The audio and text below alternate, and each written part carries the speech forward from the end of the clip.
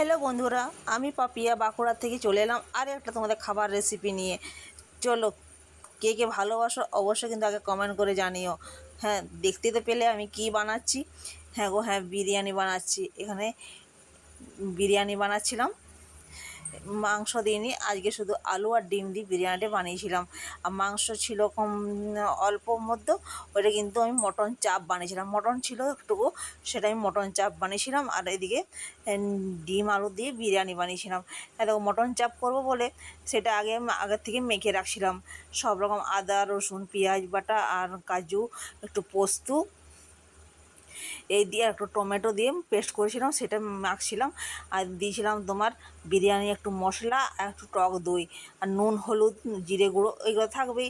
সেগুলো মেখে ওকে রেখে দিলাম কিছুক্ষণের জন্য। আর এদিকে আমি বিরিয়ানি করবো বলে এদিকে আলু আর ডিম দেখো সিদ্ধ করতে দিয়েছিলাম। আর এদিকে আমার ছাড়ানো হয়ে গেছে।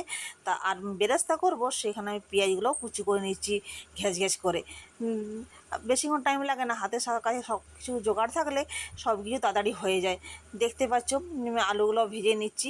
ডিম ভাজা হয়ে গেছে, এদিকে আলু ভাজা হয়ে গেছে। লাল লাল করে তেলে একটু নুন একটু হলুদ দিয়েছিলাম, তার জন্য কালারটা এত সুন্দর হয়েছে।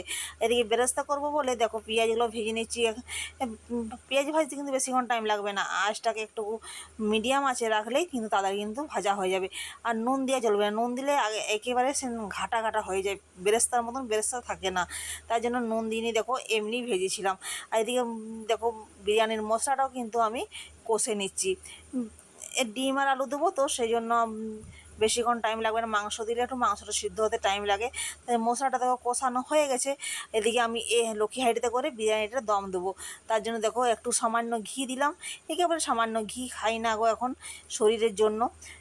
দেখো সাজিয়ে দিচ্ছি ভাত ডিম আলু, মশলাটা করেছিলাম বেরেস্তা, বিরিয়ানি মশলা যা যা লাগে কম বেশি সবাই যেন বিরিয়ানি করতে সেরকমভাবে আমি সাজিয়ে দিচ্ছিলাম। এইদিকে দেখতেই পাচ্ছ বেশিক্ষণ টাইমও লাগলো না। এদিকে দেখো আমার সব কিছু সাজানো হয়ে গেছে, এবার ঢাকা দিয়ে দম দিলে আমার বিরিয়ানি কিন্তু কমপ্লিট হয়ে যাবে। এই দেখো এরপর ঢাকা দেবো, সেটাই তোমাদের সাথে একটু শেয়ার করেছিলাম। এদিকে আমি এই দেখো মটন চাপটা বানাবো, সেই জন্য আমি দেখো তেল চাপিয়ে দিয়েছি কড়াইয়ে। কড়াইটা গরম হয়ে গেছে, তেলও গরম হয়ে গেছে। মটনগুলো একটু দিয়ে দিলাম, একসাথেই ভেজে দিলাম। একটু আগে তেল একটু ওই মশলা সমেত ভাজলে না চিকেন মটন চাপটা কিন্তু খেতে ভালো হয়। দেখতে পাচ্ছি আমার মটন চাপের লুকটা একেবারে কম ছিল গো। আর দেখো আমার রান্নাবান্না কমপ্লিট, এবার চলে এসেছি আমরা খাবার টেবিলে। আমি দিচ্ছিলাম, দেখো ছেলে ছিল, তোমার দাদাভাই ছিল আর আমার ছিল, তিনজনে একসাথে বেড়ে নিয়েছিলাম। খেতে কিন্তু অনেকটাই বেলা হয়ে গেছিলো। রান্না হয়ে গেলে কী হবে, মানুষগুলো তো খাবার থাকে না, তাই জন্য আসতে দেরি করেছিল বলে তার জন্য একটু দেরি হয়ে গেল। আর দেখো আমার ফাইনাল লুক বিরিয়ানি। তাহলে বন্ধুরা আমার বিরিয়ানিটি কেমন হয়েছে অবশ্যই কমেন্ট করে জানিও। এই পর্যন্ত ভালো থেকো সুস্থ থেকো, টাটা।